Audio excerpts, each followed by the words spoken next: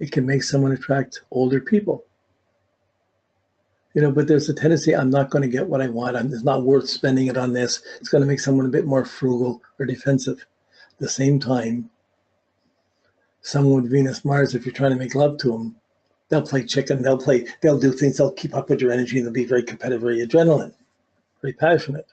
Someone with Jupiter will want the extra indulgence or want the extra more. Okay, I want more. Like, this is nice, more. Someone with Venus, Saturn, this isn't good enough. This isn't good enough. It's going to be defensive. It's going to be hard to reach them. It's difficult for Venus, Saturn to say, I love you, or to share easily. There's defensives around it. Doesn't mean they can't. It takes a special effort. But it's not a bad aspect. Someone with Saturn, Venus usually is loyal. They're not going to try and leave someone they're not going to leave a difficult solution to just get away and try and find something else because they know the next one could be just as bad. They'll hold in and be responsible with their Venus, especially with the Saturn, the trine and the sextiles to Saturn to Venus. They tend to be fairly responsible, consistent, and loyal. But anything to Venus from Saturn is a caution reserve. It's not going to make them more flirtatious or more indulgent. It makes them a little more able to do without. That can refine things very well. A Venus Jupiter or Venus Mars could go in the dollar store and buy anything they want. But a Venus Saturn won't go in the dollar store. They'll wait, they'll save the money, they'll wait, and then they'll go buy the nice thing that they want. They'll take the time to do that. So this quality of restraint or discipline from Saturn to Venus, it makes someone a late developer. You're not quick to indulge yourself or to be receptive to someone. You have defenses up about it. You're inhibited around emotions. But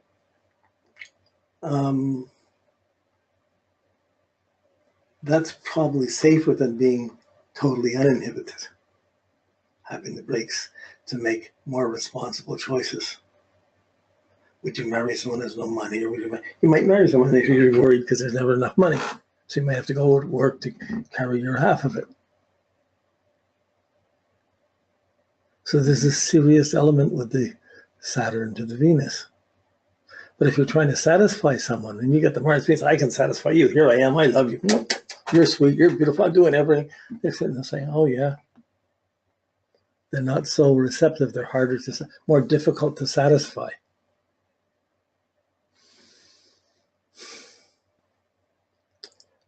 It's just different attitudes. And these come out in relationships. They come out with kids. They come out with use of money, with one's self-worth. There's a tendency to feel with Venus, Saturn, it's not good enough. I got to control this. I'm not going to get what I want, so I better just play safe. I'm not beautiful enough. I'm not like, I got to go more practically. Wow.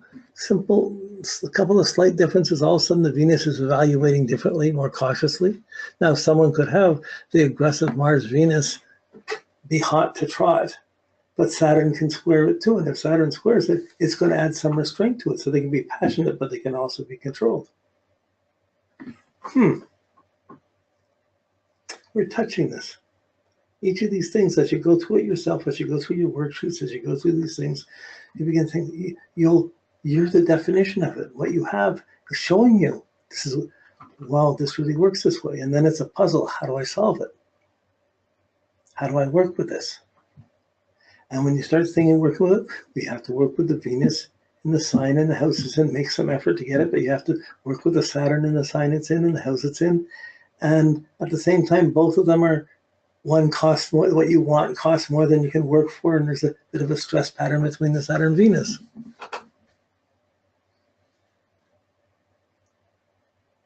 Sometimes the Saturn-Venus difficult aspect feels their father never talked to them. They weren't appreciated. They weren't encouraged to develop their talents. Sometimes that inhibition can drive someone to be very artistic, but it'll take time and a lot of work. But a lot of times it can make one inhibited, and I'll never be able to make the choice to meet the person I want because the pressure's there. But it's not a never. It's just different qualities, different styles, and lots of people have these. You can be with anyone as long as you're not trying to change them. But if you're a person that's on the go all the time to get what you want, it's hard to tolerate someone who's not on the go and who's waiting and doesn't want to try and change things that fast. Wants to, but doesn't think they can. Like, I don't know. So the Saturn adds an elegant restraint, but it also is generally considered a bit of oppression on not being satisfied or not being content. So always with Venus, the standard is what's silent contentment, what's peace. Desires don't bring peace. Envy, lust, passions don't bring peace. But getting what you want and actually going and getting it yourself and then getting it, it can bring peace. You can get along with anyone as long as you're not trying to change them. You want someone to be different than how you want someone to love you differently than how they're doing it. That's a more difficult order. That's why Venus is always a puzzle and a storm. So up to Saturn, these are relatively normal aspects. You know, like someone's a little inhibited, okay, they're serious. Someone's over opportunistic, that's with Jupiter. Someone's over assertive or very passionate, that's with the Mars. You know, and then you have the inner qualities of your memory, your values from home, where you came from, whether you wanted or not wanted. And these are inner things that affect these two. And all of this affects the choices you make and what you're going to do with your life. And when you get to the outer planets, you get to extreme situations and much more extreme vulnerabilities with Venus. The outer planets to the inner planets are the most difficult, most stressful aspects.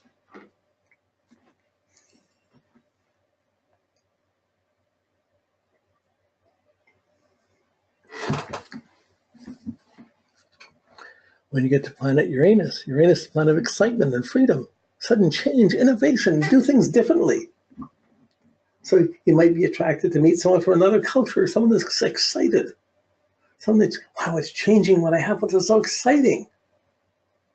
And you go with it, but then it's not stable. So in transits and in watching timings, Uranus to Venus is the classic bankruptcy or divorce aspect. In the natal chart, it's unstable anxiety around emotions and about satisfaction. Will it stay forever? Is it going? Is it there? You can worry about love till you fall in love, and then worry about losing it, worry about losing it until you drive it away. So it destabilizes the defensiveness of Saturn. And it makes for the excitement, but often a lot of emotional anxiety. Now, someone who has this emotional anxiety, they might be super anxious and very insecure, so they'll overcompensate. I'm not going to let that come in. I'm not going to be that crazy. I'm going to be super cautious and do practical financial things. I'll buy the insurance. I'll take care of things. And then it can be overcompensating to be more secure. But really, it's based on this anxiety and insecurity. And if you're trying to get close to that person, it's difficult for them to trust satisfaction. It's difficult for them to be satisfied. Or when they get satisfied, they start worrying about losing it. So you can, as soon as you say you sleep with someone, love with them, and you're close together, and as soon as you go to get away, they're worried that you might not come back. You know, they can spoil it out of that anxiety. So this Uranus to Venus often means unconventional relationships, and often means there's a shock value, an excitement value, but there's a lack of stability. It doesn't mean love can't happen. It just means there's going to be a certain amount of stress and tension around it. You know, it attracts the shocking, exciting relationship, not the boring one. If it takes the boring one because it seems secure, it's not going to be able to stay put that long. So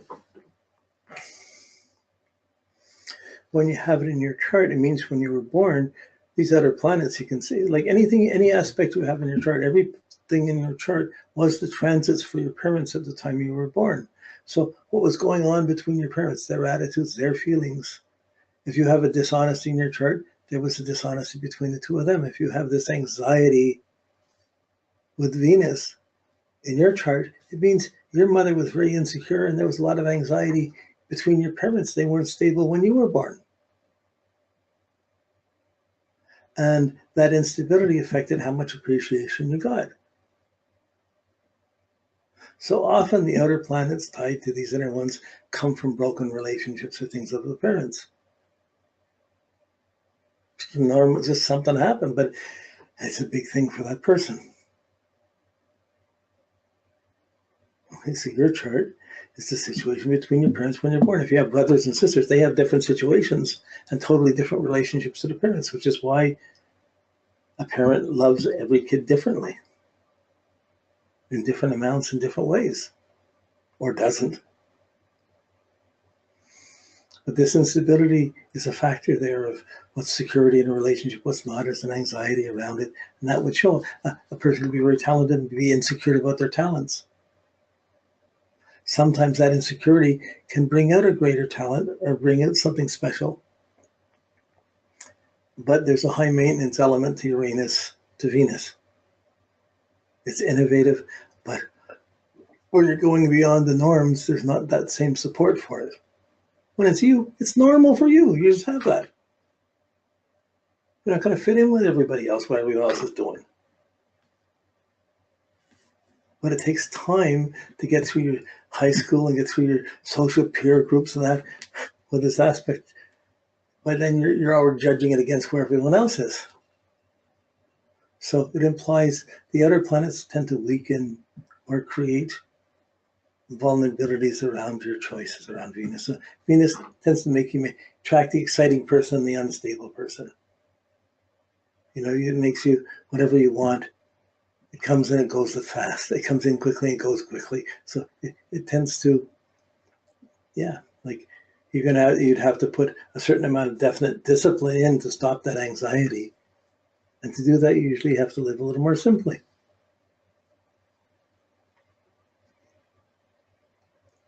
I can't define it that well. I'm just thinking, oh yeah, we've got lots of time. Okay, so I'm just going to bring up Carl Jung's chart here for a moment. When you see someone's chart,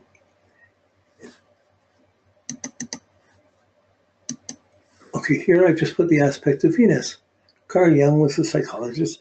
He had his Mercury conjunct Venus in home, so dealing with family, memories with past, in the sixth house and trying to heal and help people with it. It was trine, sextile is Pluto and sextile is Moon. So his mind, his emotions, his past, he was able to recall them fairly easily. It wasn't a stressful factor.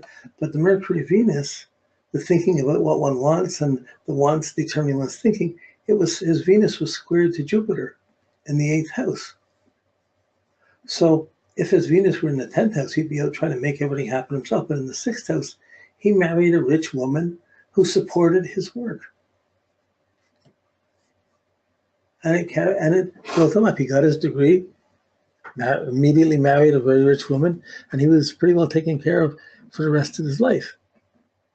And that allowed him to do his career and maintain his studies and his writings a lot more. So he had an abundance of lifestyle, even his clients. Everybody has to be rich to be doing Jungian therapy. But it was like,